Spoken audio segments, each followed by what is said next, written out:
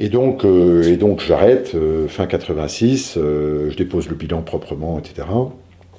Et là-dessus, très vite, je trouve un job chez Mobile.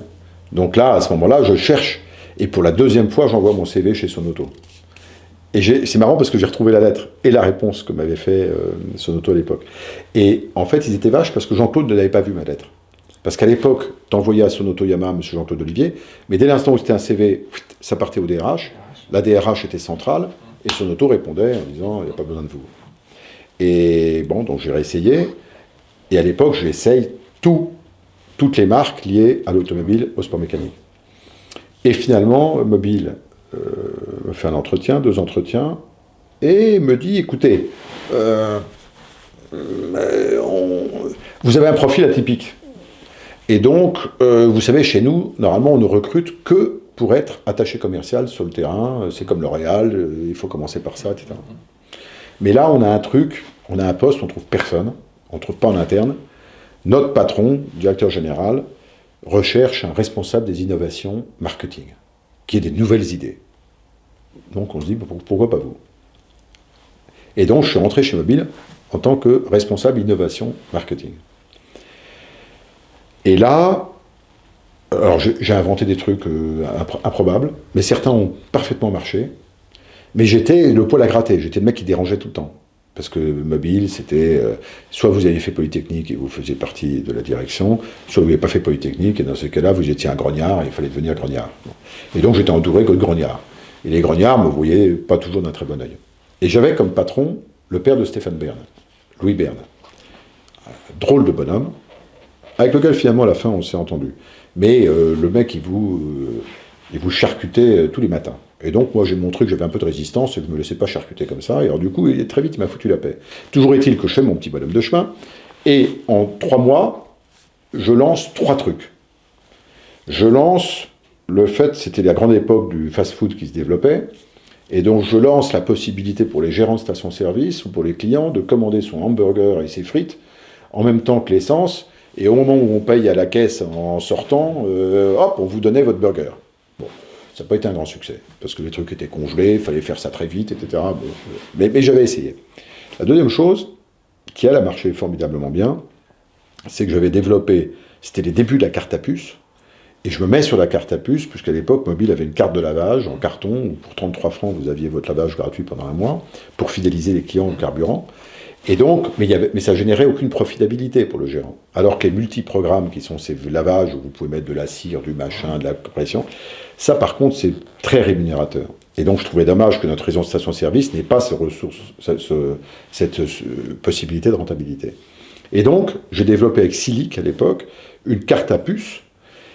On a fait les appareillages, etc. pour pouvoir faire en sorte que vous achetiez votre fidélisation à la station, mais avec la possibilité de choisir votre lavage, et donc de générer un profit supplémentaire. C'était une cash-monnaie formidable. Sauf que j'ai vu Mobile, ah oui, mais ça, les actionnaires américains, ils connaissent pas, on n'ose pas leur dire, c'est pas le concept américain. Le truc, vraiment, ça dégageait beaucoup, et je me souviens, à l'époque, si on déployait ce système de carte à puce sur l'ensemble du réseau, ça générait 65 millions de francs de résultats supplémentaires par an. Donc c'était quand même beaucoup d'argent. Et ben tu crois? Ah ben non, on n'ose pas le présenter, on n'ose pas y aller. Eric, continuez votre test, faites un test sur une 2e station, une 3e... Enfin bon, c'est une boîte de malades, ils s'y comprennent même pas. Bon, donc ça, c'était en 87-88.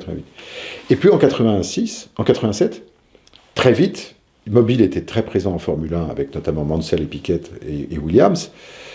Et je leur dis, écoutez, vous ne pouvez pas être en Formule 1, soi-disant être acteur du motosport, et négliger autant la moto. C'est vos clients de demain, c'est les jeunes, c'est les machins. Et donc je pousse. Et tout le monde était contre. Tout le monde. Les actionnaires étaient contre, les Américains étaient contre, et j'avais l'establishment de Mobile France qui était contre. Mais je lâche pas.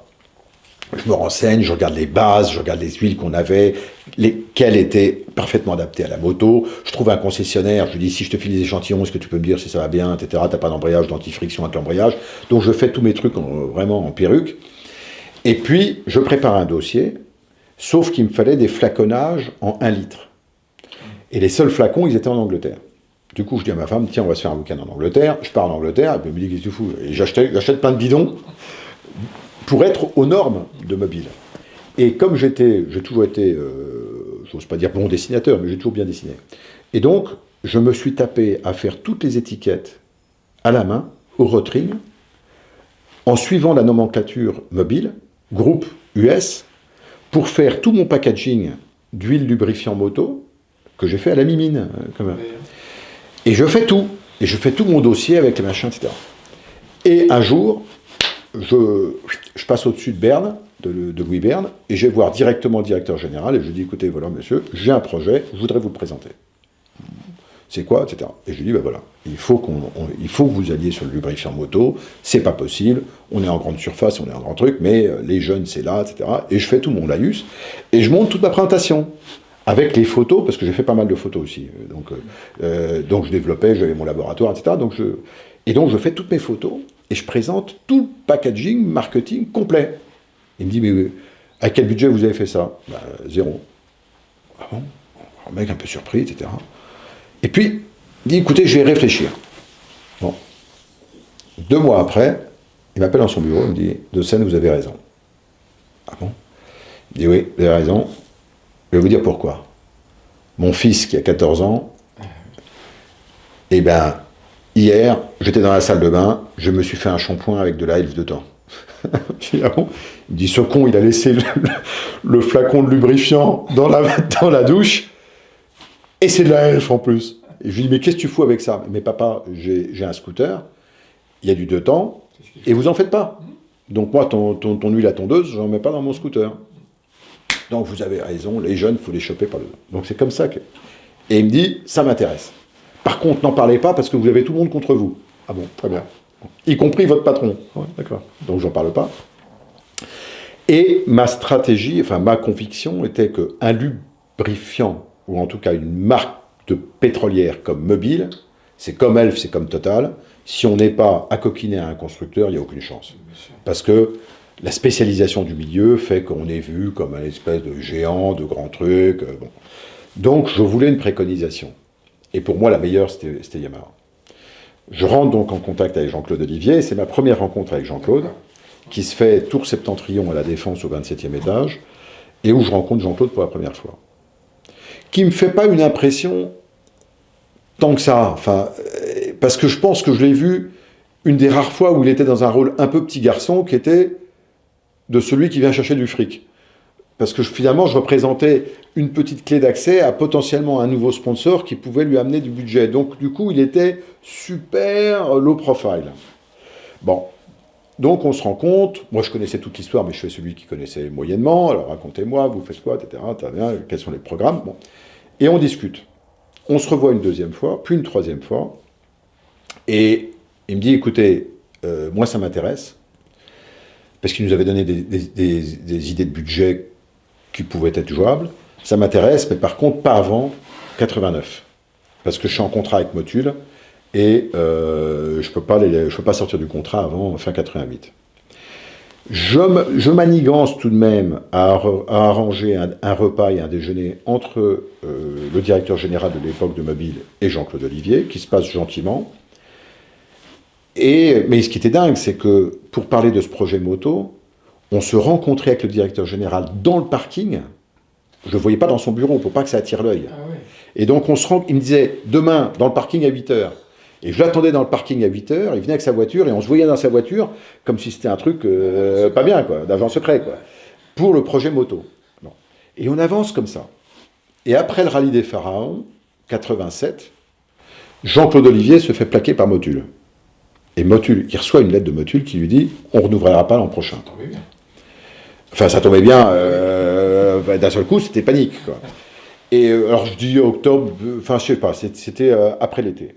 Et il m'appelle et il me dit « Eric, mon vieux, c'est la chance de votre vie. » Enfin, il me le joue comme ça. « C'est la chance de votre vie, c'est maintenant ou jamais, Motul, machin, si vous êtes prêts, on démarre l'année prochaine. » Mais on était prêts de rien du tout. Ah oui. Et donc, j'ai eu 2 mois pour convaincre Mobil, pour développer la gamme, pour faire en sorte qu'on soit capable de démarrer début 88. Donc, intrinsèquement, et on signait pour 3 ans et pour un montant de sponsoring qui était conséquent, parce qu'on devenait partenaire du Dakar, des Grands Prix, de tout. Et c'était quand même très très très compliqué. Et puis mon patron, qui s'appelait Alain Guillon à l'époque, m'appelle dans son bureau, il me dit, écoutez, De Seine, je vais vous le signer votre contrat. Alors qu'on négociait, et Jean-Claude m'a fait passer par le trou de la serrure. Hein.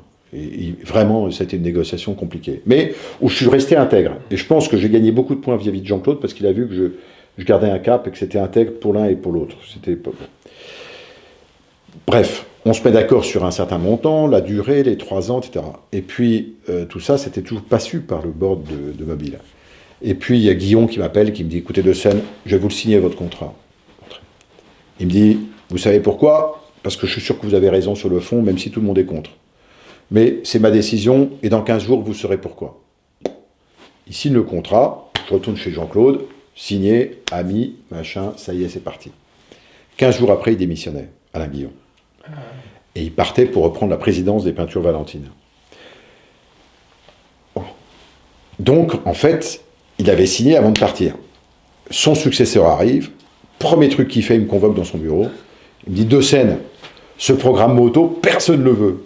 Il paraît qu'il n'y a qu'un seul mec qui le voulait dans cette entreprise, c'est vous. Alors maintenant, vous vous démerdez et je ne veux plus jamais l'entendre parler. Et donc, j'ai dû gérer le truc pour que commercialement ça démarre, qu'on fasse à peu près les volumes, etc. Et on a fait un assez bon boulot. Donc moi, j'allais soutenir, j'avais 52 commerciaux qui vendaient du fuel, des machins pour tout. Mais moi, je venais en tant qu'expert moto et je les aidais à signer des contrats. Bon, bref. Donc tout ça, ça a suivi. Et finalement, progressivement, le programme moto est devenu un peu accepté. Et j'ai eu la chance que l'Italie, Mobile Italie, voyant ce qu'on faisait en France, a aussi dit, mais nous en Italie c'est important la moto, et ils ont sponsorisé Aprilia, Reggiani, etc. à cette époque-là. Et donc ça a fait que c'était pas que franco-français, c'est devenu... Bon, mais c'est vraiment, quand on connaît comment ça a démarré, c'est incroyable.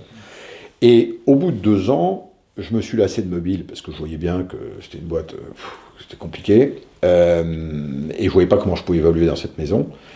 Et je me suis dit, bon, je vais les quitter à la fin de l'année. C'était en 89.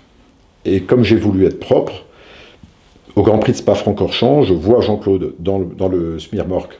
Il pleuvait. Et je vois Jean-Claude et je lui dis, écoutez Jean-Claude, je veux vous prévenir, je vais quitter Mobile. Mais je voudrais qu'on renouvelle par anticipation notre contrat pour 3 ans, parce que je veux que vous soyez sécurisé au niveau de notre budget. Et, évidemment qu'il était content. Du coup, j'ai fait la négo, j'ai dit chez Mobile qu'il n'y avait pas le choix, que machin, etc. Et on a re-signé pour 3 ans jusqu'à fin 92. Et ça m'a permis de quitter Mobile en étant réglo, conscience tranquille. Et là-dessus, je suis embauché chez BMW. Ah oui. Et j'ai eu une offre de BMW pour être patron du marketing de BMW Auto et Moto. Alors, pas grand patron, j'avais un garçon qui s'appelait Octave Veuillet au-dessus de moi, etc. Mais parce que j'avais commencé à balancer des CV, et puis hop, entretien chez BM, etc. Et avant de signer, j'appelle Jean-Claude, je lui dis, écoutez Jean-Claude, quand même, machin, etc. Je vous ai dit que je voulais trouver un job, mais je suis embêté, je reçois une proposition, et c'est BMW, mais voilà ce qu'il me propose, etc. Bougez pas, j'ai peut-être un truc pour vous. Et là-dessus, il me dit, rappelez, vous m'avez toujours dit que vous étiez passionné de compétition, etc. J'ai votre job. Et il me dit, Michel Gastaldi va changer de responsabilité. Il cherche quelqu'un pour remplacer Michel Gastaldi.